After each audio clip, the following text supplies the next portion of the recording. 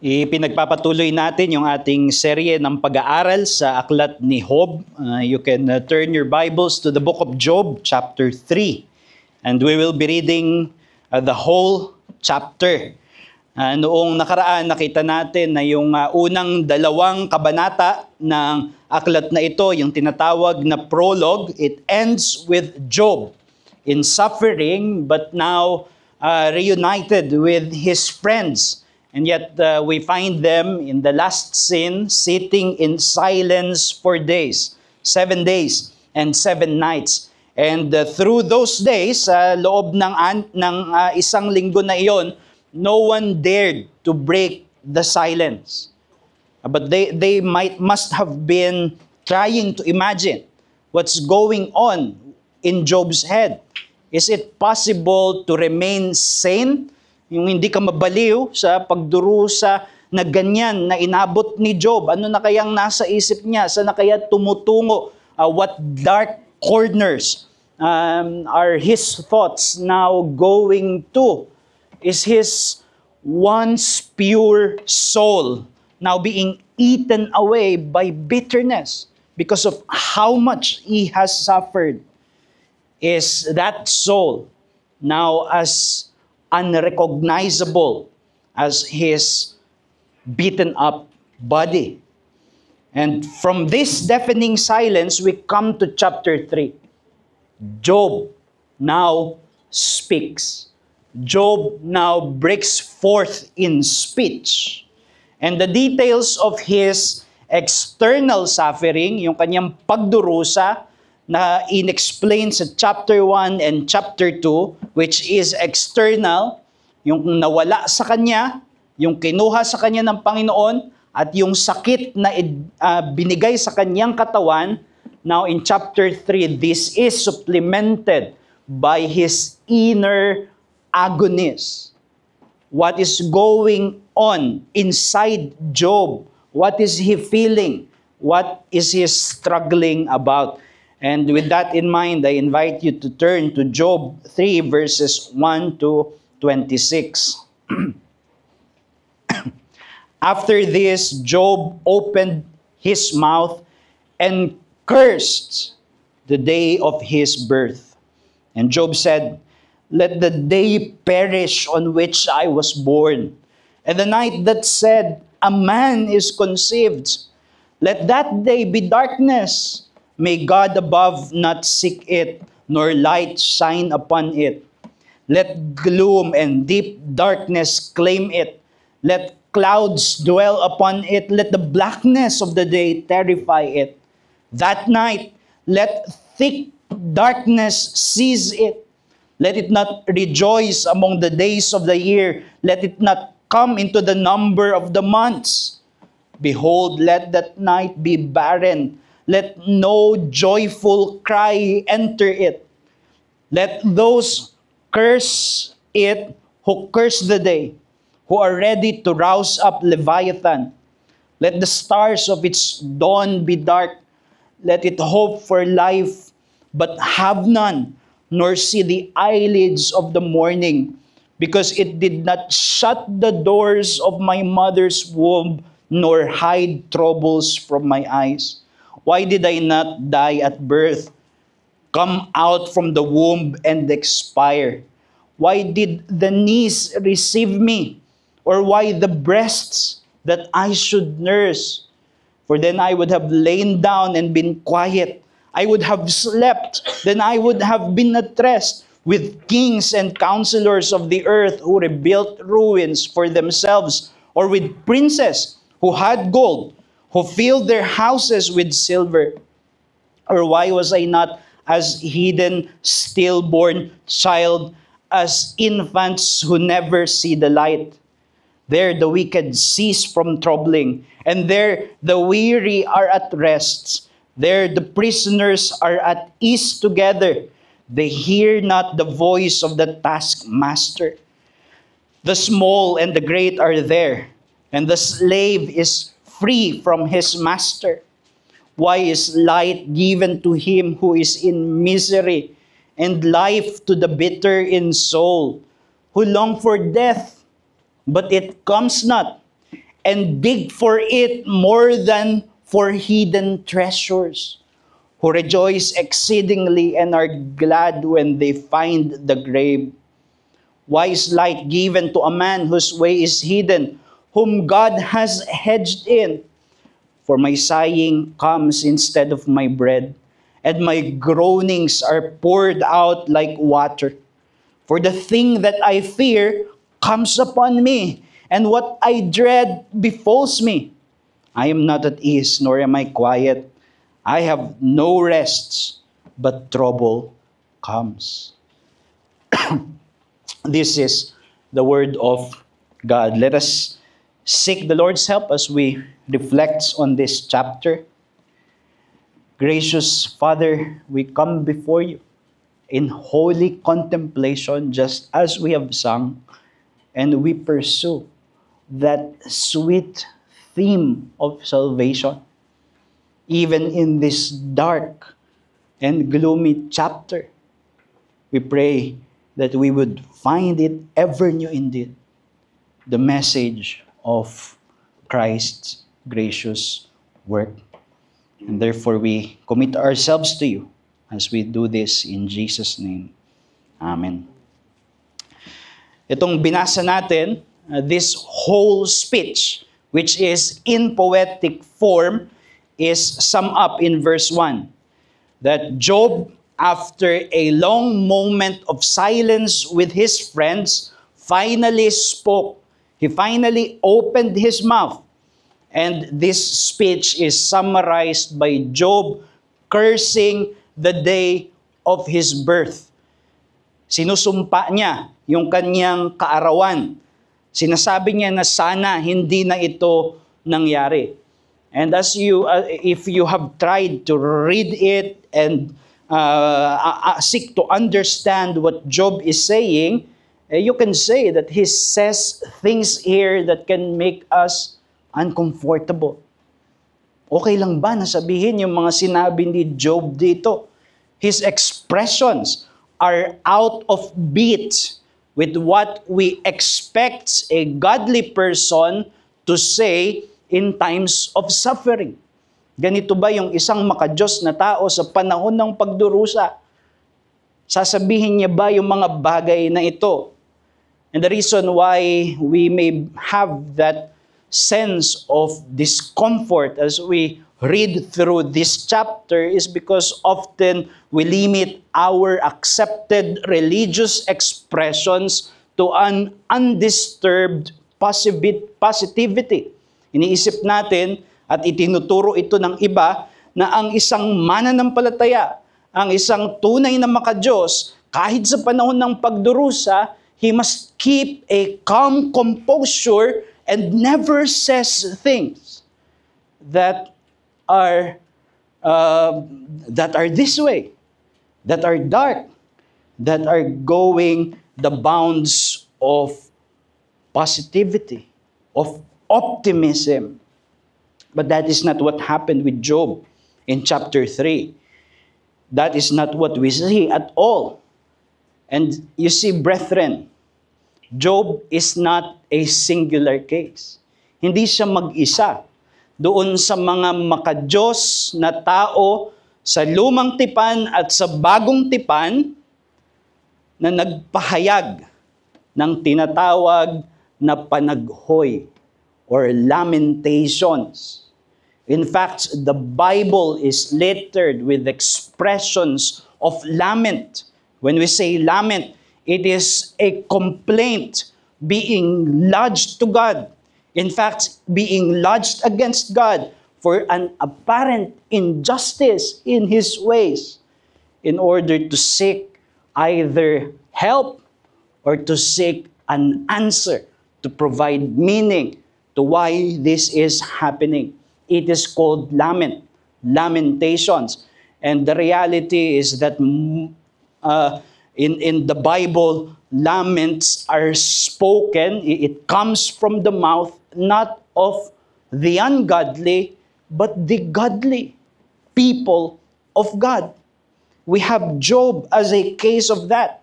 In fact, we have a whole book in the Bible that is called lamentations, panaghoy, coming from the mouth of a godly prophet, the godly prophet of God, which is Jeremiah. And you would find David and some of the other psalmists singing songs that are expressing the same thing. Lament. We have lament as one of the genres of the book of Psalms. The Apostle Paul, that persevering Paul, who seems to be untouchable by what he suffered. At one point, he said, we despaired of life itself. Parang ayaw na nilang mabuhay o hindi na nila iniisip na mabubuhay pa sila because of the missionary threats and losses that they suffered. And therefore, we should take instruction here. Ang matututunan natin dito ay yung panaghoy o yung laments. These are included in the wide catalog of the inner religious life and emotional experience of God's faithful people.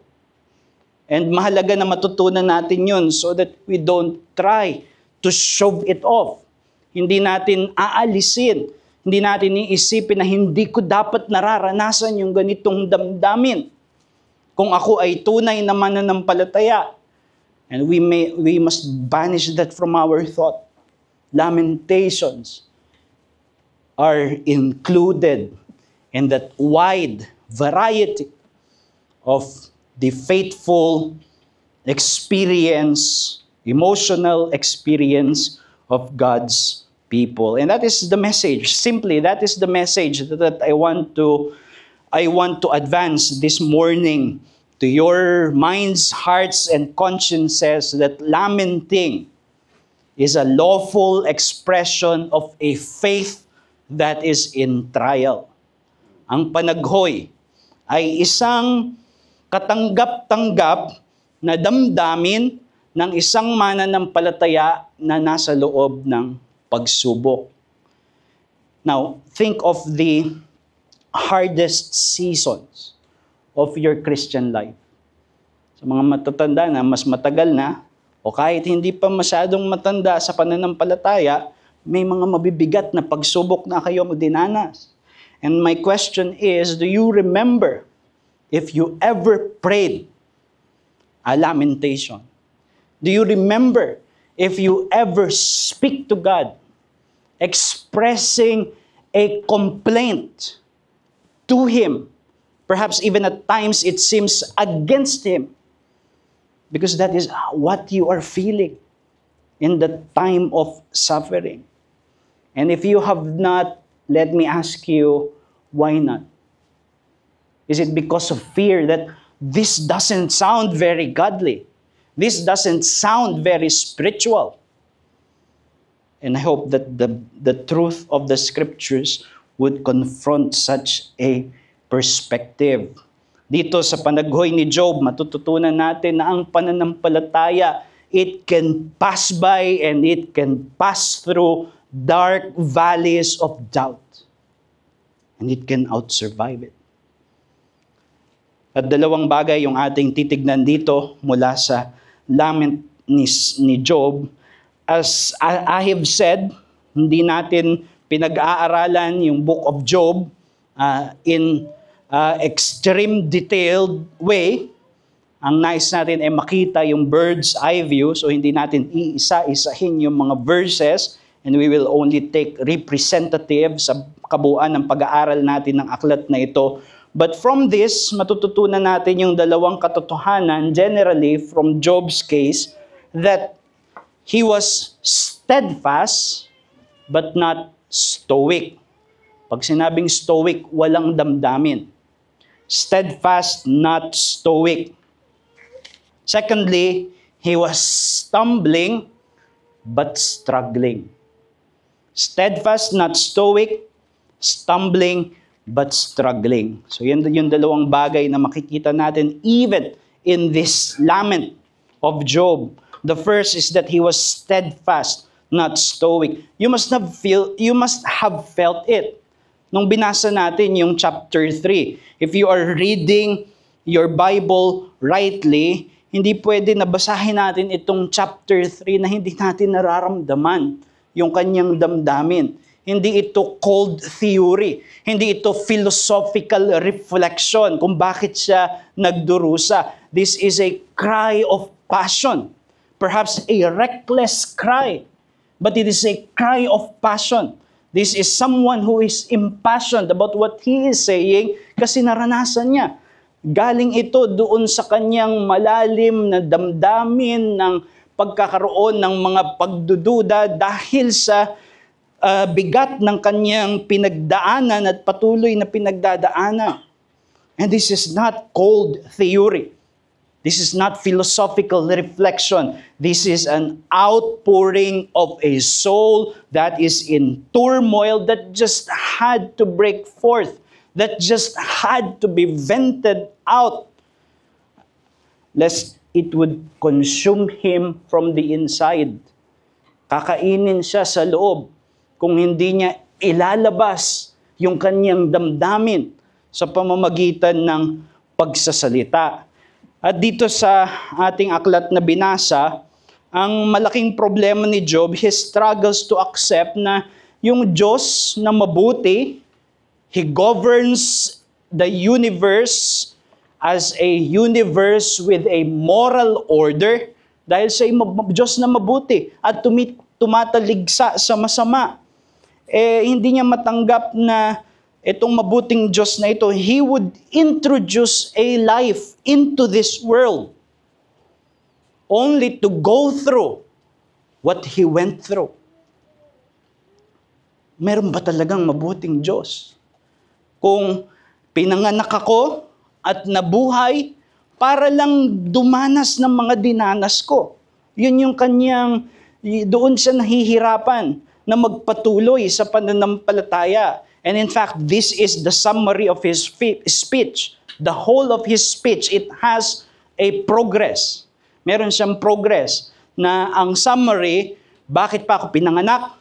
O bakit di pa ako namatay nung bata para hindi na ako tumanda? O bakit ngayon na matanda na ako at nagdurusa, hindi pa ako pinapatay? Yun yung progress nung ating binasa. Verses 3 to 10, Job wishes that his mother would have been barren. Yung poetic exchanges dyan sa verses 3 to 10, yung sinasabi na sana hindi na sumikat yung araw, sinarhana ng kadiliman, yung araw na siya ay ikinunsib sa sinapupunan ng kanyang nanay. His mother would have been saddened by the fact na barren na siya, hindi siya magkaroon ng anak, but for Job, it would be mercy. Yung pagiging baog ng kanyang nanay, that would have been mercy for Job. Yun yung sinasabi niya dyan sa verses 3 to 10. A closed womb would have been mercy. Sana sana wala sa kalendaryo yung araw na siya ay umirad. Nagsimulang umirad when he was conceived in his mother's womb. Hindi niya ma-reconcile na as we know, kapag nabalitaan natin that a mother is now conceiving a child, there is joy. Di ba? Masaya tayo kapag mayroong balita na nagbubuntis. But for Job, hindi niya ma-reconcile na bakit mo ikakasaya na ikaw ay ipinagbuntis ng nanay mo kung ito yung kakahantungan mo. That is what Job is struggling to understand. And then in verse 11 to 19, he questions now why he had to survive infancy. Bakit siya nilabas? Kinunsib siya, nasa tiyan siya, pero sana yung processes ng labor sinarhan para nandun na lang siya mamatay sa loob ng sinapupunan ng kanyang nanay. Bakit kailangang sayangin yung gatas ng kanyang nanay para siya ay mabuhay?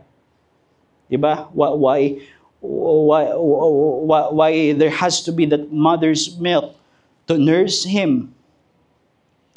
And then you come to verses, and still in verses 11 to 19, sinasabi niya na dito na kung siya ay namatay bilang isang sanggol at inilibing kasama ng mga nakalibing, where all men are equal, king ka man o slave, lahat pantay sa libingan, sana doon na lang siya napunta.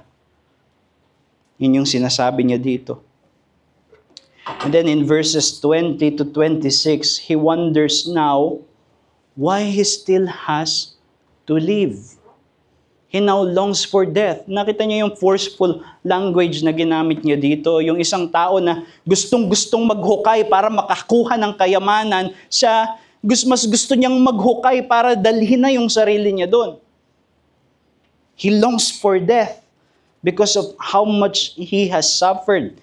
Naalala ninyo dun sa chapter 1 and chapter 2, kapag si Satanas, kinakausap niya ang Diyos, sinasabi niya na, yan namang si Job, kaya ka lang sinasamba kasi pinagpapala mo siya. Ang laging sinasabi ng Diyos kay Satanas, sige, galawin mo lahat ng nasa paligid niya. Galawin mo lahat maging yung kanyang katawan. Huwag mo lang gagalawin yung kanyang buhay. Diba? Yun yung sabi ng Diyos kay Satanas. In other words, God has pledged a hedge. Hindi malaki yung hedge. Pwede mong galawin yung ari-arian, pati yung kanyang katawan, pero may maliit na bakod doon sa kanyang buhay. Hanggang dito ka lang, Satanas. Yung buhay niya, huwag mong kakantiin. Now, here in verse 23, sabi ni Job, why is light given to a man whose way is hidden, whom God has hedged in? Yung bakod na inilagay ng Diyos dahil sa kanyang pag-ibig na hindi dapat patayin si Job, parusa na kay Job. Bakit kailangan bakuran yung buhay ko? Dapat mamatay na rin ako dahil sa mga ganitong pagdurusa. He was a man who longs for death. Now, as I've said, these are uncomfortable expressions. Kapag meron kang narinig na isang kapatid na nasa pagdurusa and he's been saying these things, baka yung tendency is just to go in, intervene and say, don't speak such a nonsense. But I say, let us not do that. Dito, it is Job's raw passion that is speaking. This is his unfiltered emotion. With brutal honesty, he is laying forth what he is truly feeling. What he is experiencing, the agony of his soul. That's why we don't listen to what he says. These are not orthodox doctrine. We feel what he feels. We feel the feeling behind the words. And even as we do so, we call to mind what James said. In James 5, verse 11, when he was presenting Job as a model for suffering, sinabi niya doon, sinasabihan niya yung mga kanyang sinusulatan ng mga Kristiyanong nagdurusa, na darating yung katapusan ng pagdurusa, and the Lord will exalt and vindicate His suffering people. And then he said in James 5 verse 11, you have heard of the steadfastness of Job. Job was steadfast in his suffering. Sabi ni James, Job was a quintessential model of steadfastness in suffering given for us Christians. And that is important to keep in mind even as we read chapter 3. This is steadfast Job. So steadfastness is not being stoic. It's not being without emotions. It is not being as unmovable as an inanimate object. Therefore, we learn from here that strong emotions in the face of suffering do not signal a failing faith. Strong emotions in the face of suffering do not signal a failing faith. As one commentator has wonderfully said, the Lord's testing of Job is not to find out if Job can sit unmoved like a piece of wood. Hindi yun yung testing. Hindi sinasabi na tignan nga natin kung si Job mananatili siya na hindi na-move in his inner experience kahit na anong bigat ng kanyang pagdurusa. Kailangan he is as calm as a monk. Hindi yun yung test. That's why we don't see that Job is failing the test even as he was saying this. Hindi natin sinasabi that this was sinless. But this was not a failure in the sense that Satan wanted to demonstrate when he was accusing Job before God.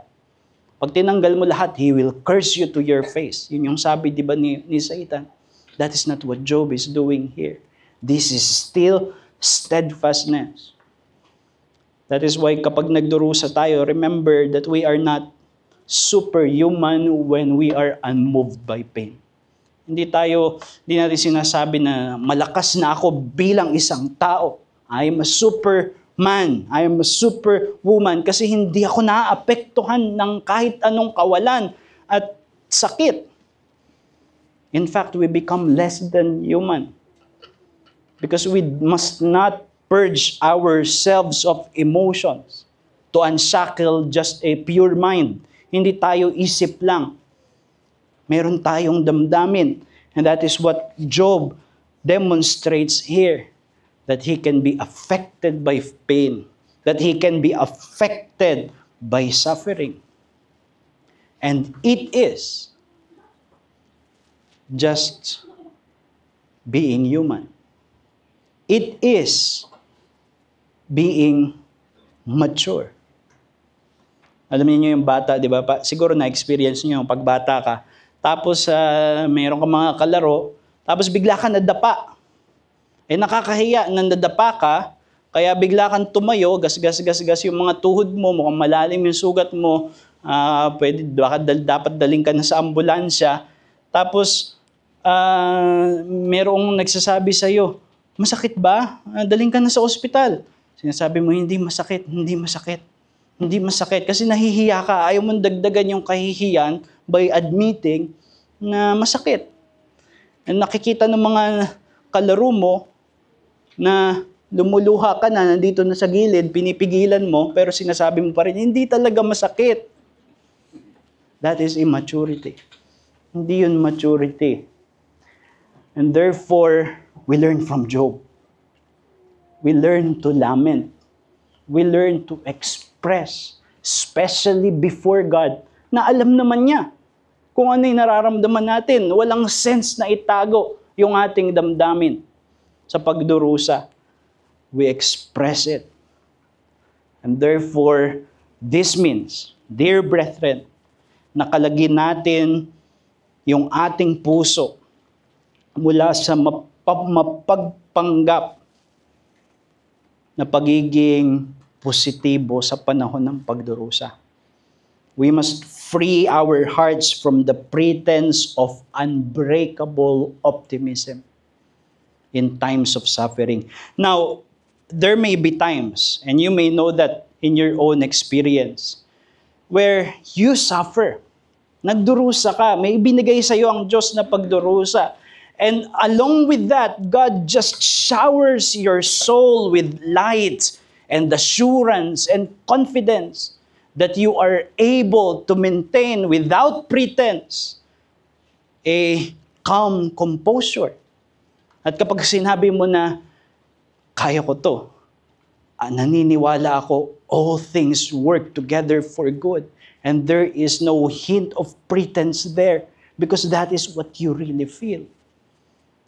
May mga ganon.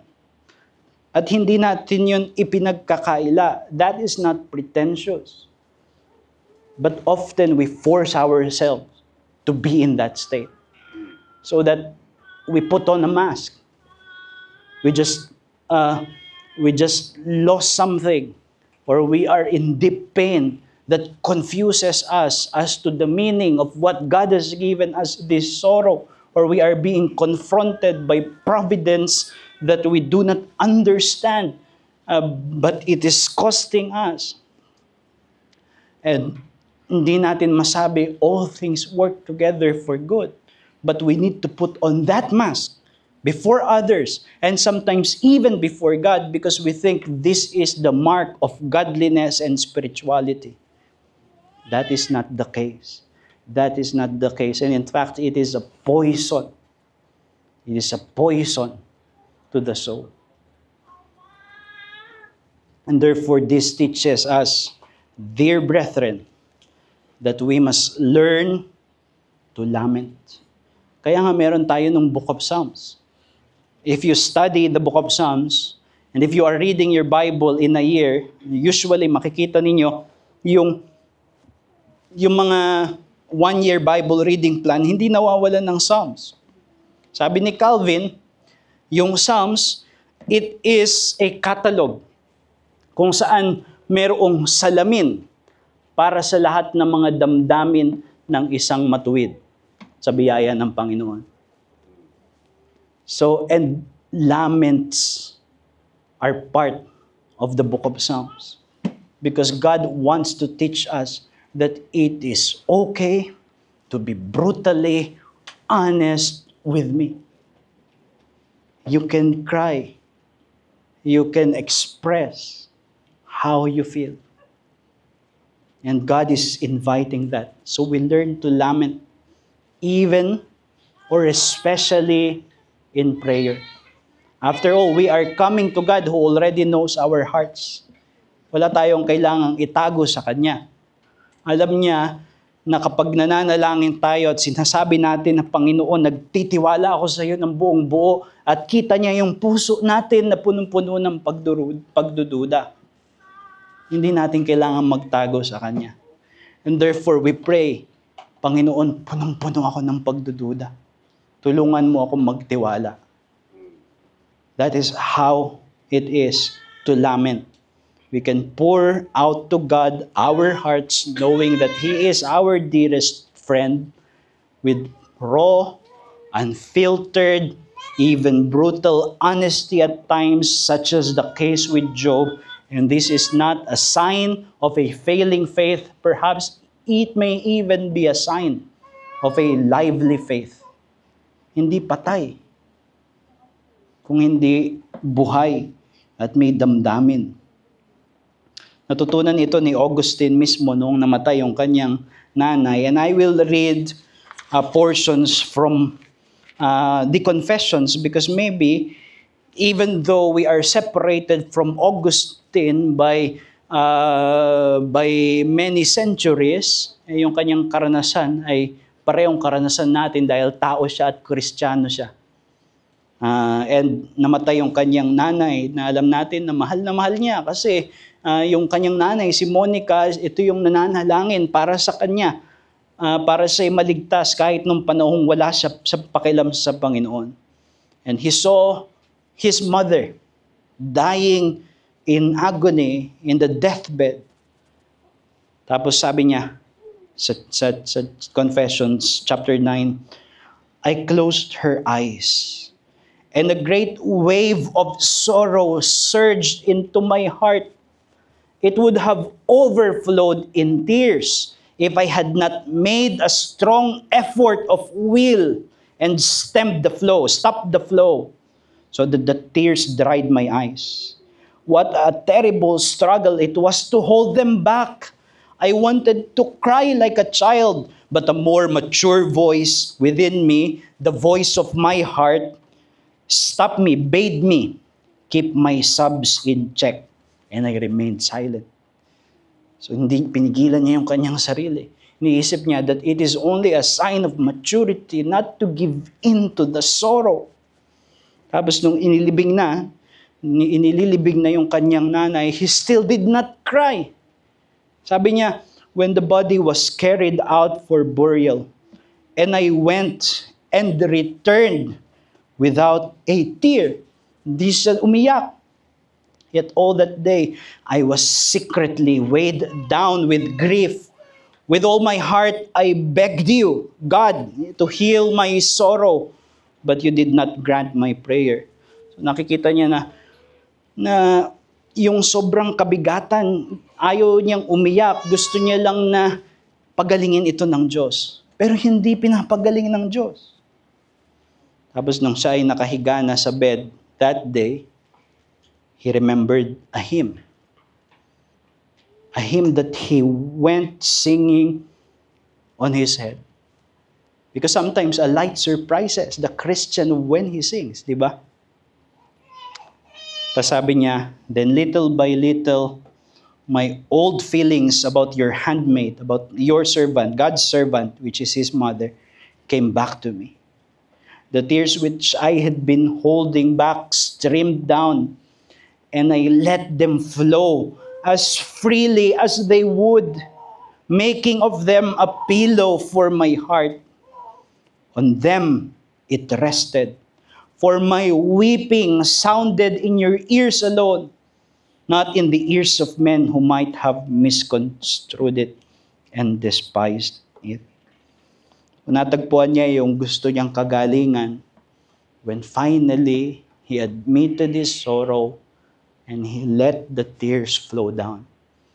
And what he said is so beautiful. Sometimes a tear is an honest prayer. Is an honest prayer to God that we could make as with our voices. And that is what happened with Augustine. So let us learn to lament. Let us not think that the sign of Christian spirituality is keeping an upper lip and holding back our tears. That is not the case, even with Job. But secondly, we learn here that he was stumbling, and yet he was still struggling. Dito sa mga binasa natin, Job was treading the perilous edge between faith and doubt. Pumupunta siya doon sa, pwede nating sabihin, sa limitasyon ng pananampalataya dahil sa kanyang mga pagdududa. In fact, he questioned, he seems to have been questioning the very wisdom that ordered his life. He is questioning God. Bakit ganito yung order ng aking buhay? It doesn't make sense. God, you are moving in mysterious ways, but I don't know if that is wise. That you are working up your purposes wisely.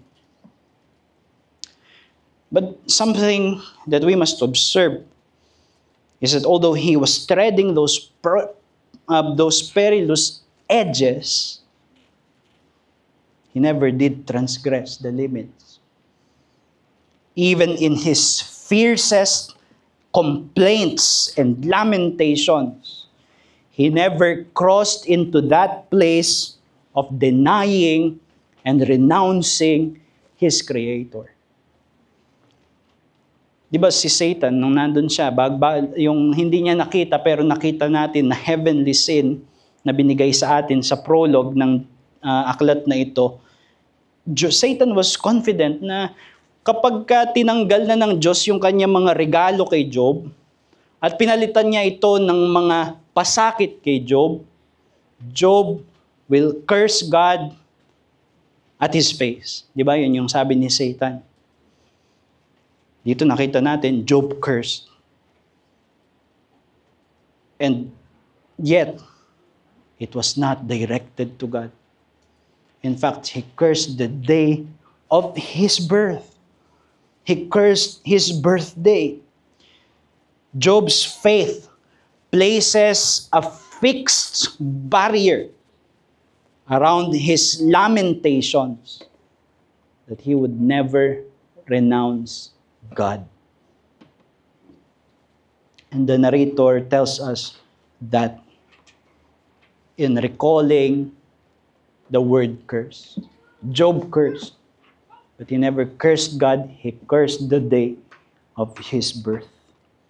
And this teaches us that the godly in trial may stumble, but his faith would persevere and press on, struggling to get a hold of God, seeking after God, because God is his highest treasure.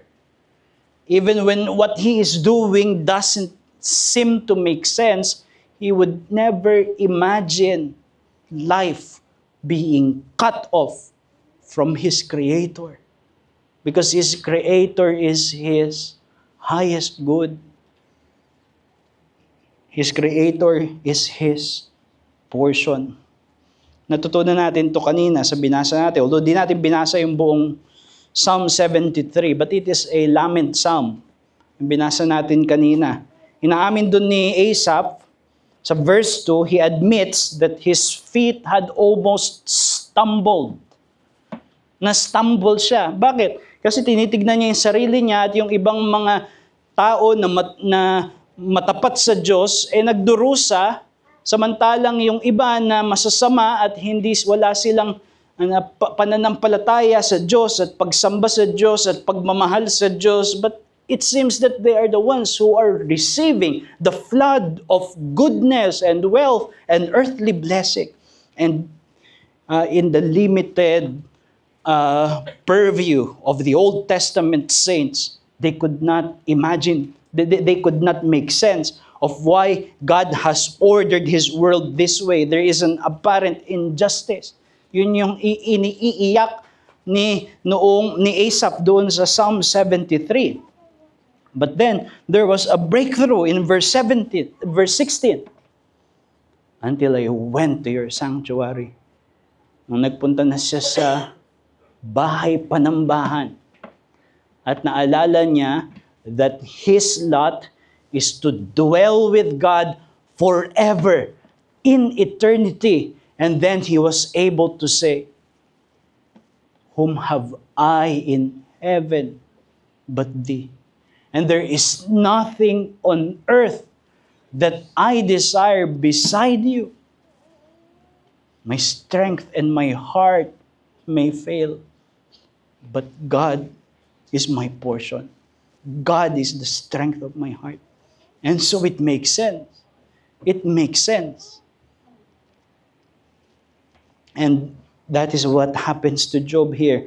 Isang commentator, he observes, studying all of Job's speech in this book, that in all of this, nowhere, the commentator says, nowhere does Job bewail the losses of chapter 1, nor the illness of chapter 2. Hindi ibig sabihin, wala siyang pakialam. But his concern from beginning to end is God. It is because he seems to have lost God that he is in such a torment. Kaya ganito yung yung bigat ng kanyang damdamin. Kasi ang kanyang pinakapinapangalagaan, bagamat pinagpapalas ng Diyos, ang kanyang pinangangalagaan ay yung relasyon niya sa Diyos. Ang pinakagusto niya sa buhay ay yung ngiti ng Diyos at yung presensya ng Diyos. That's why as he does for himself, he also do for his children. Nag-aalay siya kaagad bilang as a way of reconciling with God kapag siya ay mayroong naiisip ng posibleng kasalanan. And now, as he is suffering, it seems that it is only right to interpret it that God has already disfavored him. And that is what he could not accept. This is faith struggling for God. Yung speech dito ni Job, hindi ito unbelief. This is faith seeking understanding. As one of our church fathers in history has famously said, si Ansel, faith seeking understanding. It is faith that has been filled with a lot of questions about God's ways, but it is still striving to believe, knowing that there is something in God that would make all of this makes sense. That's why the speech is filled with questions rather than accusations. Diba? Why? Why? Therefore, we learn from here that that we must seek after such a godly lamentations which pursues after God. Paano natin masasabi na yung ating panaghoy, yung ating complaint sa Diyos, kapag ini-express natin ito, it is still an act of faith and it is still an act of devotion? Well, we learn when we are not renouncing God, we are not denying God, and neither are we giving up on Him. And in fact, the substance of our lamentations is that God would renew that sense of His favor and love towards us. Because He is our highest good, so it does not say, God, I deny you for afflicting me. That is not the biblical lamentation. What we are saying, if you would afflict me this way, don't remove, don't take away the consolation that I am still yours, and I am still yours forever. That is what true lamenting, biblical lamenting is in the Bible. That is what Spurgeon said when, this preacher suffered depression throughout his life, especially in the last run of his ministry. And he took comfort that it is from God. Sabi niya, it would be very sharp and trying experience for me to think that I have an affliction which God never sent me. That the bitter cup was never filled by His hand.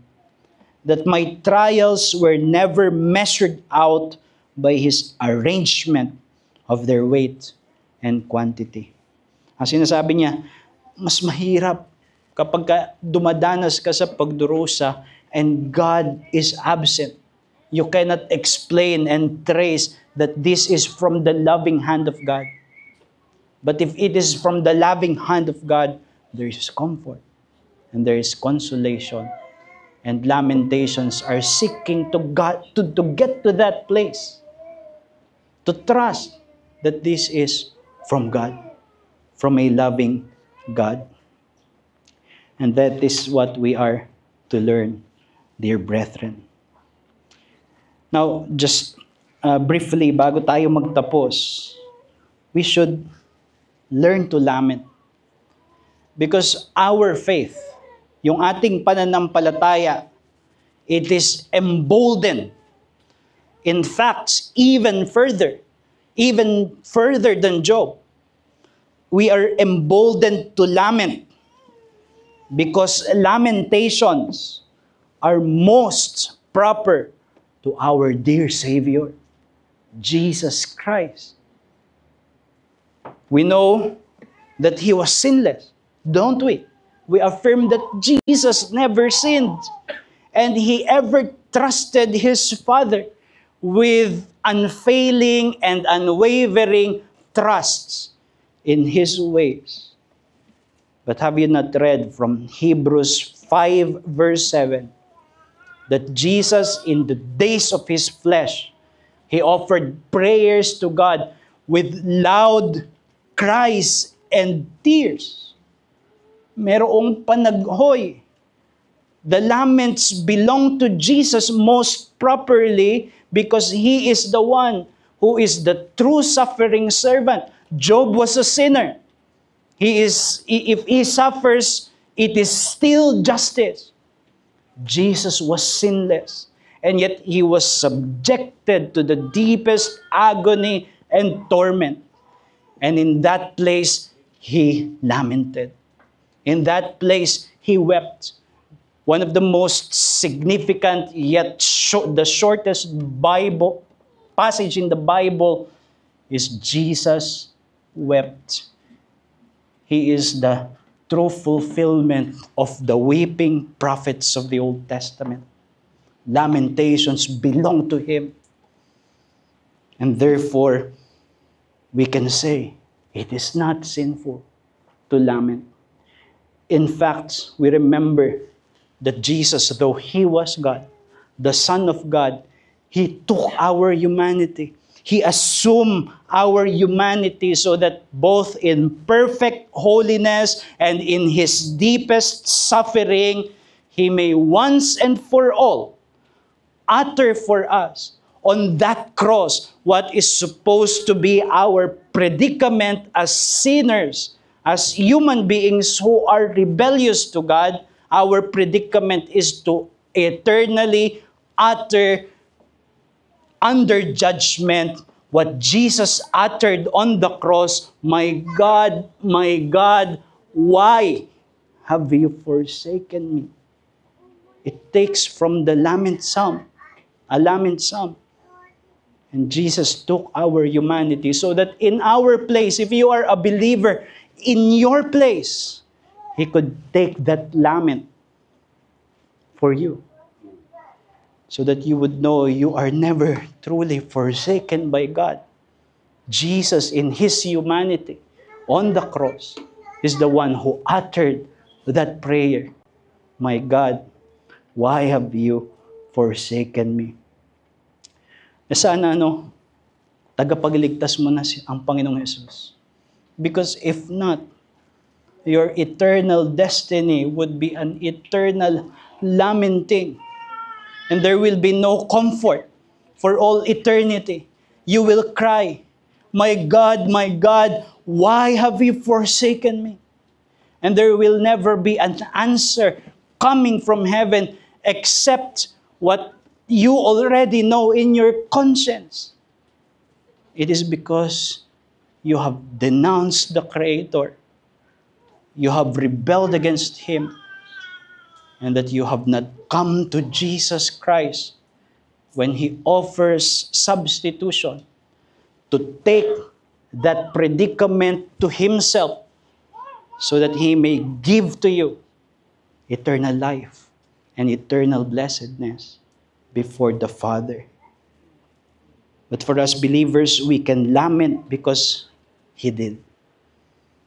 And we're not left to despair when we lament, because Jesus' lament is our salvation. Let's close in prayer. Gracious Father, we thank you for the wisdom of your word that continues to teach us how to live the life of faith. And we pray that you would indeed teach us this lesson, that we may learn how to lament, that we may learn how to have an honest dealing with you that is not pretentious, but can voice out even the depths of our doubts, knowing that you are our highest good, and that in Christ we are eternally secured for your dwelling. For those who are not yet in Christ, sa umagang ito, ikaw po ang mangusap sa kanila upang lumapit sa tagapagligtas na ito at makatagpo ng hindi matitinag na katiyakan at pag-asa ng pananahan kasama mo for all eternity, from everlasting unto everlasting. We come before you and we commit this to you. In Jesus' name, amen.